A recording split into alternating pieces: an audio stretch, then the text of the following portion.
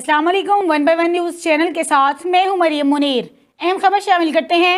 7 toll plaza के करीब Indus highway पर एक तेज रफ्तार मुसाफिर वैन ड्राइवर से बेकाबू होकर सैलाबी पानी के 60 फुट गहरे गड्ढे में जा गिरी। इंडस हाईवे पर वैन उलटकर पानी के गड्ढे में जा गिरी। औरतों बच्चों समेत 20 अफराद जाँ भाग, 4 जख्मी, 2 की हालत नाजुक बताई जा रही है।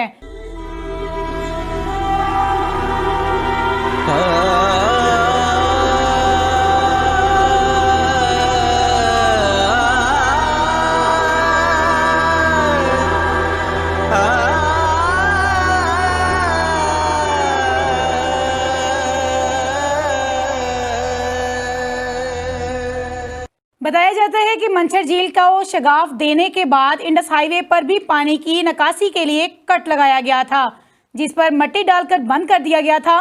तेज रफ्तार वैन इस मिट्टी पर फिसलकर पानी से भरे 60 फुट गहरे गड्ढे में जा गिरी।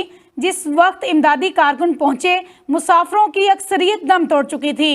डीसी जामशोर फरीदुद्दीन मुस्तफ़ा के मुताबिक वैन में 24 अफराद सवार थे, जो खैरपुर, मीरस के देहात, गोड दाऊदपुर, फोटो से खवातीन बच्चों समेत ये अफराद हजरत लाल शहबाज कलंदर के मज़ार पर चादर चढ़ाने आ रहे थे कि 7 से 2 किलोमीटर दूर टोल प्लाजा के नज़दीक उजल का शिकार हो गए।